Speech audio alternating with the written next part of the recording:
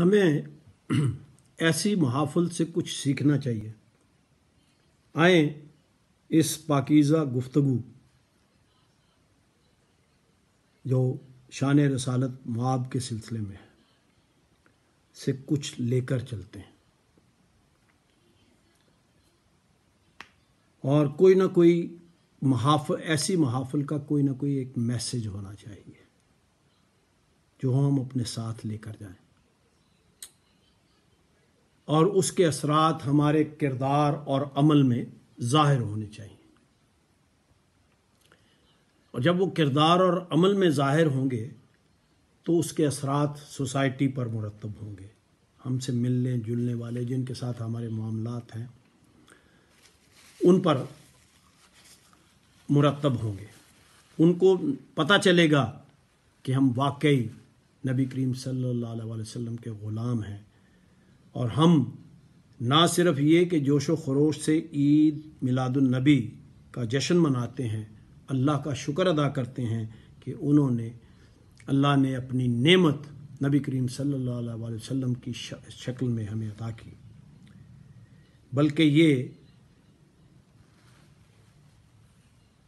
کہ ہم ان کی سیرت پر عمل پیرا ہو کر لوگوں میں اللہ تعالیٰ کے نبی کے کردار کی جھلک ظاہر کر سکیں۔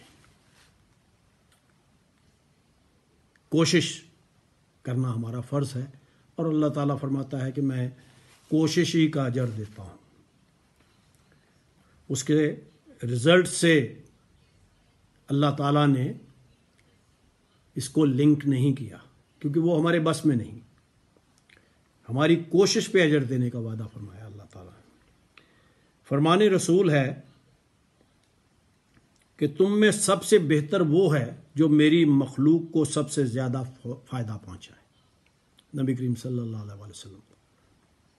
تو let's now focus on the message of this discussion. ظاہر ہے ہم سب کی یہ خواہش ہے کہ ہم اپنے معاشرے میں عزت اور وقار سے کی نظر سے دیکھے جائیں، اور اس سے بڑھ کر یہ کہ ہم رب ذوالجلال اور حبیب کبریا کی نظر میں ایک بہترین انسان اور ایمان والے بنے، تاکہ روز محشر اللہ ہمارے آقا و مولا دونوں ہم سے خوش ہوں۔ اب اس حدیث میں جو میں نے ابھی بیان کی، مخلوق اور فائدہ پہنچانے سے مراد کیا ہے؟ اب دیکھیے کہ اللہ اکبر اللہ اکبر اللہ اکبر، کہ مخلوق سے مراد کیا ہے اور فائدہ پہنچانے سے مراد کیا ہے۔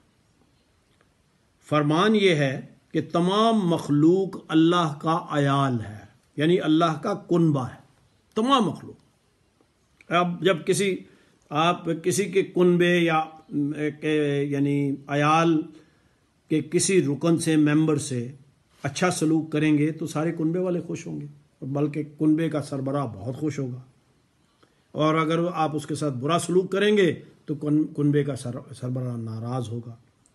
یہی حال اللہ کا ہے کہ اللہ اپنے مخلوق کو اپنا عیال، اپنا کنبہ کہہ رہا ہے، اور توقع کر رہا ہے کہ ہر مخلوق ممبر جو ہے وہ دوسرے کے ساتھ اچھا سلوک کرے گا، تاکہ کنبے کا سربراہ خوش ہو، اس پر اپنے فضل و کرم کی بارش کرے۔ ثابت یہ ہوتا ہے کہ خالق و مالک کا اپنی مخلوق کے ساتھ ایک مضبوط تعلق اور رشتہ استوار ہے، اور یہاں مخلوق سے مراد ہر وہ چیز ہے جو خالق کائنات نے پیدا کی ہے۔ اس میں چرند، پرند، جانور، انسان، غرضے کے جن، اور تمام اپنی جو اس کی تخلیق ہے جو اس دنیا میں، ان میں کوئی فرق نہیں، بلکہ ماحولیات بھی اس میں شامل ہیں۔ یعنی آپ بڑی مزے کی بات ہے کہ ماحولیات کے ساتھ بھی اچھا سلوک رکھنا ہمارا فرض ہے، ماحولیات کو اچھا رکھنا بھی، انوائرمنٹ کو بھی اچھا رکھنا ہمارا فرض ہے۔ اس سے اللہ خوش ہوتا ہے۔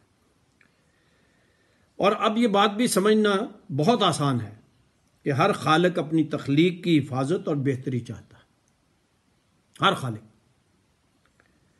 اور ایسا خالق، پھر اللہ جیسا خالق جس کی شان رحیمی ہے، کرم اس کا شیوا ہے، اور وہ رحمان ہے، تو وہ ہر لمحہ یہ چاہے گا کہ اس کی مخلوق کے ساتھ محبت اور کرم اور بھلائی کا معاملہ ہو۔ یہی چیز سورہ حج آیت نمبر 77 میں اللہ تعالیٰ نے فرمائی ہے کہ اے ایمان والو، رکوع کرو اور اللہ کے حضور سجدہ کرو، اپنے رب کی عبادت کرو اور خیر کے کام کرو تاکہ تم فلاح پاؤ۔ فرمایا وَافْعَلُوا الْخَيْرَ، یعنی خیر کے کام کرو۔ خیر سے اب سوچنا چاہیے، ہمیں تفکر کرنا چاہیے کہ خیر کے کام کیا ہے، ان سے مراد کیا ہے، اور اس کی خیر کے کاموں کی مکمل تفصیل اور شرح بیان کر دی اللہ تعالیٰ نے سورہ بقرہ آیت نمبر 177 میں، جو کہ ایک لمبی آیت ہے، اور اس میں بیان فرما دی گئی ہے اس پوری کی پوری شرح۔ اس آیت کو آیت البرہ بھی کہتے ہیں، کہا جاتا ہے۔ اور اس آیہ مبارکہ میں خیر یعنی نیکی کے اعمال کی تفصیل بما ایک پرائرٹی لسٹ کے اللہ تعالیٰ نے درجہ بندی کر دی، اس کی پرائرٹی لسٹ بنا دی کہ یہ کام کرو تو یہ خیر کے کام ہے۔ ہماری ہدایت کے لیے، ہماری گائیڈنس کے لیے اللہ تعالیٰ نے یہ لسٹ بھی مہیا کر دی۔ اور اس آیت مبارکہ اور دیگر کئی بالخصوص مکی سورہ کا مطالعہ کرنے سے پتہ چلتا ہے کہ اسلامی تعلیمات کا ایک بڑا حصہ وہ معاملات پر ہے،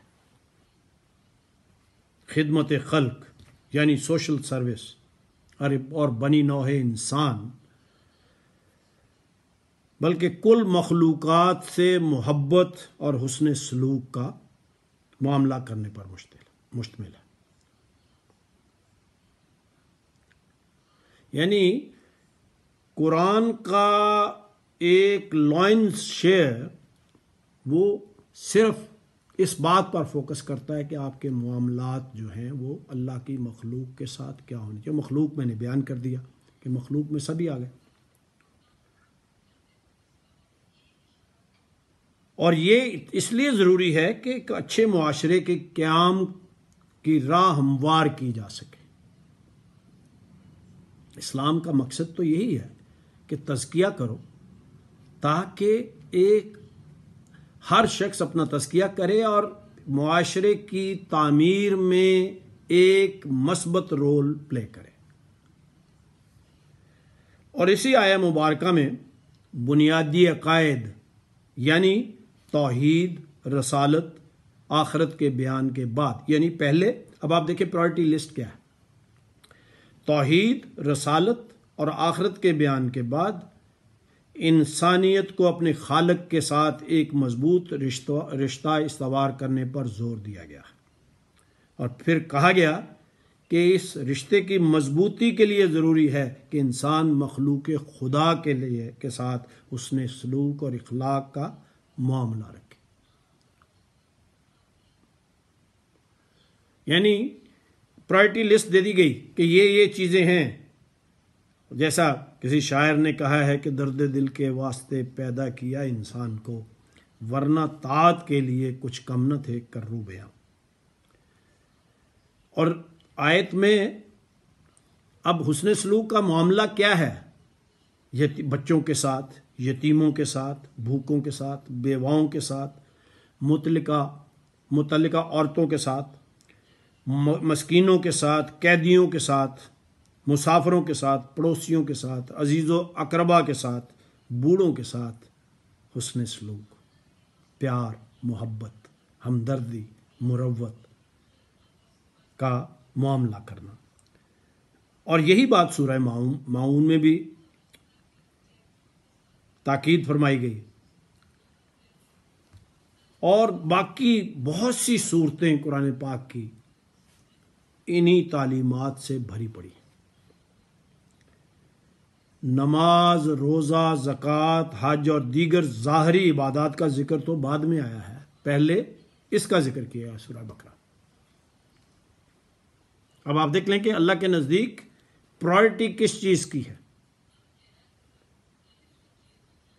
دوسرے الفاظ میں بنیادی عقائد یعنی توحید، رسالت اور آخرت پر ایمان کے بعد جس عمل کی سب سے زیادہ تاکید کی گئی، زور دیا گیا،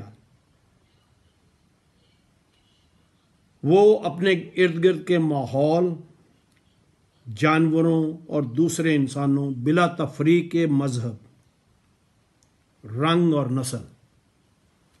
یہ نہیں سوچنا کہ کوئی مسلمان ہے، عیسائی ہے،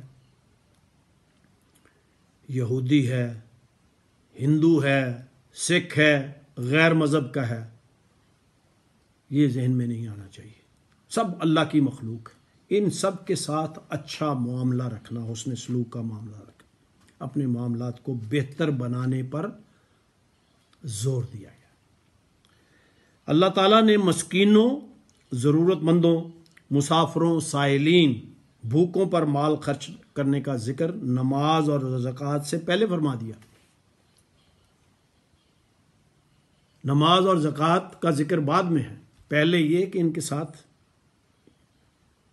یہ خیر کا سلوک کرو.